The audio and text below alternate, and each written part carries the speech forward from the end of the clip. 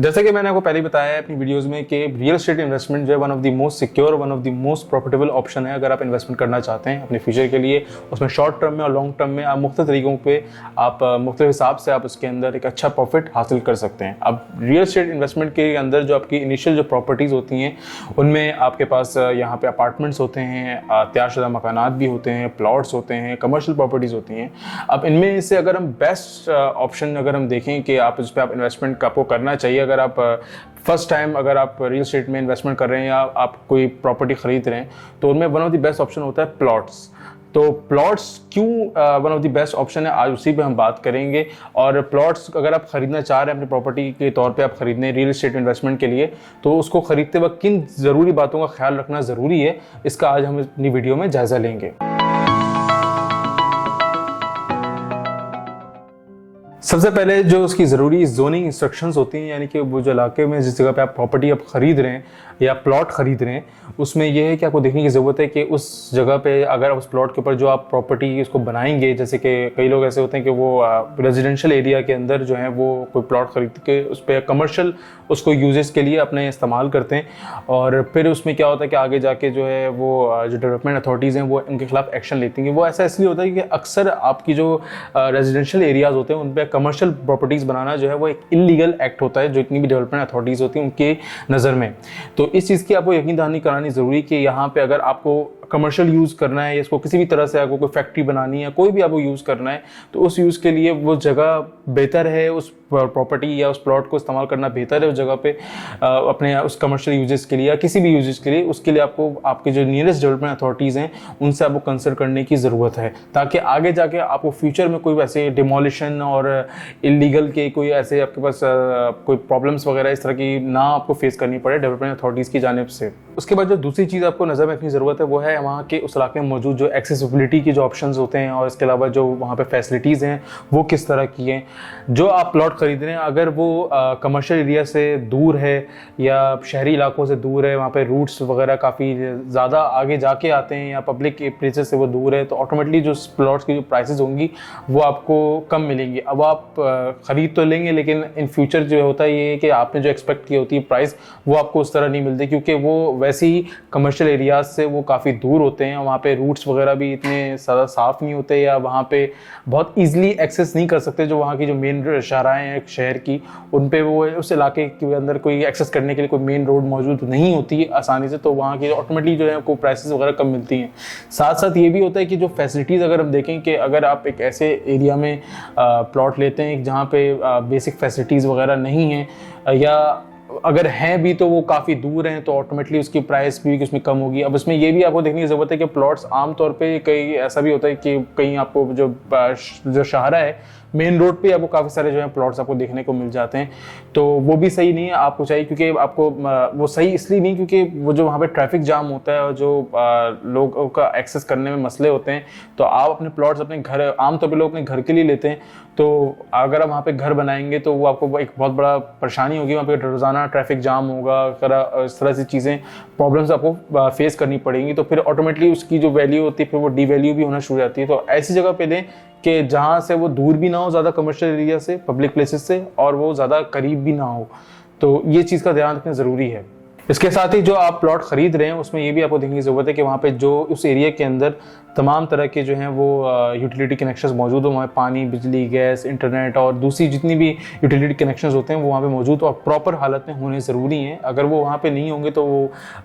उसकी जो वैल्यू है उस प्लॉट की जो आपने ख़रीदी हुई है वो उस तरह से नहीं मिलती और आगे जाके आपको बड़ी परेशानी उठाने में, क्योंकि कोई भी इस जगह को ख़रीदना, उस जगह पर कोई भी इंटरेस्ट नहीं लेगा आपके साथ कोई री इन्वेस्टमेंट करने के लिए, क्योंकि वो कहेंगे कि यहाँ पर कोई बेसिक यूटिलिटी कनेक्शन है वो यहाँ पे नहीं है, तो वो उसकी जगह पे उस जगह पे जाना ज़्यादा प्रीफर करेंगे जहाँ पे यूटिलिटी कनेक्शंस मौजूद हों। तो ये चीज़ आपको पहले ही इंस्पेक्ट करने की ज़रूरत है जो आप प्रॉपर्टी आप खरीदने जा रहे हो कि वो आप इस जगह पे लें जहाँ पे प्रॉपर कनेक्शंस मौजूद हों। इसके अलावा आपको जो है वो सिक्योरिटी पे भी नज़र रखने की ज़रूरत है, इस तरह से कि आप अक्सर ऐसा होता है कि जो आप प्लॉट आप ख़रीदते हैं, अगर आप किसी छोटे प्रोजेक्ट्स में ख़रीद रहे हैं प्लॉट्स वगैरह, तो उनमें आमतौर पर ये होता है कि वो आप बिल्डर्स वगैरह की तरफ से कोई फ्रॉड करने के चांसेस में ज़्यादा होते हैं या स्कैम वगैरह भी हो जाता जाता है और लोगों को पता नहीं चल पाता, लोग उसमें इनिशियल तौर पे वो पेमेंट वगैरह कर देते हैं। अब अगर आप बड़े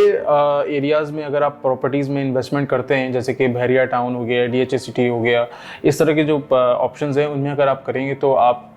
ऑटोमेटिकली आप इस चीज़ से तो एक तरह सिक्योर रहते हैं कि इसमें कोई स्कैम और कब्ज़ा, गैर कानूनी कब्ज़ा या डिमोलिशन वगैरह का चक्कर नहीं होगा।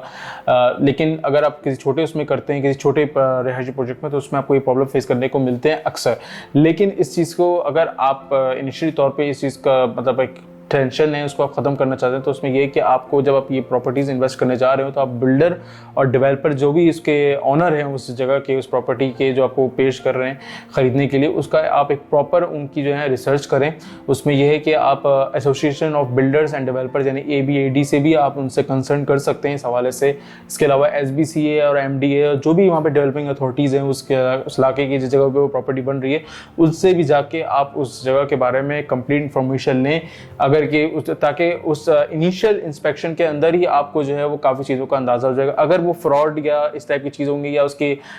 लीगलिटीज़ पूरी नहीं होंगी या कुछ उन्होंने कानूनी काम वगैरह उन्होंने नहीं किए हुए होंगे, अप्रूवल्स नहीं ली होंगी, तो आपको पहले ही पता चल जाएंगे और आप उसमें जो है अपने पैसे इन्वेस्ट करके आप अपने आप को नुकसान करने से बचा लेंगे। इसके साथ ही आप जहाँ प्रॉपर्टी आप खरीद रहे हैं यानी जो प्लॉट आप खरीद रहे हैं उस जगह का जो एनवायरनमेंट है उसको भी आप ज़रूर देखें कि वो इलाका किस तरह का है, साफ़ सुथरे लोग वहाँ पे एनवायरनमेंट है, वहाँ पे सड़कें किस तरह की हैं और वहाँ पे जो बेसिक फैसिलिटीज़ वगैरह वो भी आसपास करीब मौजूद हैं, और वहाँ पे जो आपके जो नेबरहुड में जो लोग रहते हैं, आपके पड़ोसी जो हैं वो किस तरह के हैं, वो एरिया किस वजह से मशहूर है, क्या है, ये सब चीज़ों को भी देखना ज़रूरी है। इसमें ये अगर वहाँ पे सिक्योरिटी सिस्टम्स हैं, मतलब वहाँ पे गार्ड्स वगैरह मौजूद हैं उस प्रोजेक्ट में या जिस जगह आपने प्लॉट लिया उस जगह पे, तो ये भी एक प्लस पॉइंट होता है और आगे जाके आपको इसका एक अच्छा वैल्यू भी मिलती है उस प्लॉट की, ये एक एडिशनल वैल्यू होती है उसकी, तो ये चीज़ भी देखना ज़रूरी है। इसके अलावा लिटिगेशन इशू से बचने के लिए आपको इसकी एक प्रॉपर रिसर्च करने की ज़रूरत है। आप जो प्रॉपर्टी आप कहीं खरीद, जो प्लॉट आप खरीद रहे हैं जिस इलाके में, उसमें यह है कि आपने रियल एस्टेट और जो उसके जो ओनर है उसके बजाय आपको जो आसपास के जो और लोग हैं या दूसरी जो पार्टीज़ हैं उनसे भी आपको जो है वो कंसर्न करने की ज़रूरत है, ताकि आप उस जगह के बारे में सही तरह से अंदाज़ा लगा सकें, उसके बारे में पूरी आपको नॉलेज आपको मिल सके, जो प्रॉपर नॉलेज है। उसमें यह है कि आमतौर पे ये होता है कि गैर कानूनी कब्ज़ा लेके वो प्रॉपर्टी आपको बेच दी जाती है और आपको क्या होता है कि आगे चल के जो है वो, क्योंकि वो डेवलपमेंट अथॉरिटीज़ के अंदर वो चीज़ रजिस्टर्ड उस तरह से नहीं हुई होती और वो उसका जो असली ओनर होता है वो कोई और होता है, तो आपको भी जो है वो कई सारे जो हैं इश्यूज़ फेस करने पड़ सकते हैं। इसमें डिमोलिशन वगैरह ये सब चीज़ें भी इन्वॉल्व होती हैं, तो इन चीज़ों से बचने के लिए है कि आप एक प्रॉपर जो है उसकी जो है वो आप एक रिसर्च करें, डेवलपमेंट अथॉरिटी से भी कंसर्न करें और के साथ साथ जो दूसरे जो उसके नेबरहुड में रहने वाले लोग हैं उनसे भी और जो दूसरे पार्टीज़ हैं उनसे भी आपको कंसल्ट करने की ज़रूरत है, ताकि आपको एक प्रॉपर आपको एक नॉलेज मिल सके कि आगे ताकि आपके आगे जाके कोई कॉन्फ्लिक्ट वगैरह इस तरह के आपको इश्यूज वगैरह फेस ना करने पड़े। उम्मीद है आपको आज की वीडियो से काफ़ी रहनुमाई मिली होगी। अगर आप आइंदा फ्यूचर में ऐसी वीडियोस देखना चाहते हैं तो हमारे चैनल को सब्सक्राइब करें, साथ में बेल आइकन को भी प्रेस करें। इसके साथ साथ हमारी अगर ये वीडियो पसंद आई तो उसको लाइक और शेयर ज़रूर करें, और अगर आप किसी स्पेसिफिक टॉपिक के ऊपर प्रॉपर्टी से रिलेटेड कोई स्पेसिफिक टॉपिक है या कोई किसी प्रॉब्लम का आप सोल्यूशन डालना चाहते हैं किसी प्रॉपर्टी से रिलेटेड, तो आप हमें अपने कमेंट सेक्शन में ज़रूर आगाह करें उसको। और इसके अलावा आप हमारे जो दिए गए नंबरों पर रब्ता करके हमारे नुमाइंदे से प्रॉपर्टीज़ के अगर आप इन्वेस्टमेंट करना चाहते हैं या आप कोई स्पेसिफिक प्रॉपर्टी बाय करना चाहते हैं तो उस बारे से भी तफसीलात आप हासिल कर सकते हैं। साथ ही आप हमारे जो सोशल मीडिया पेजेस हैं उनको फॉलो करना ना भूलें। Raj.pk, जहाँ ज़मीन वहाँ हम।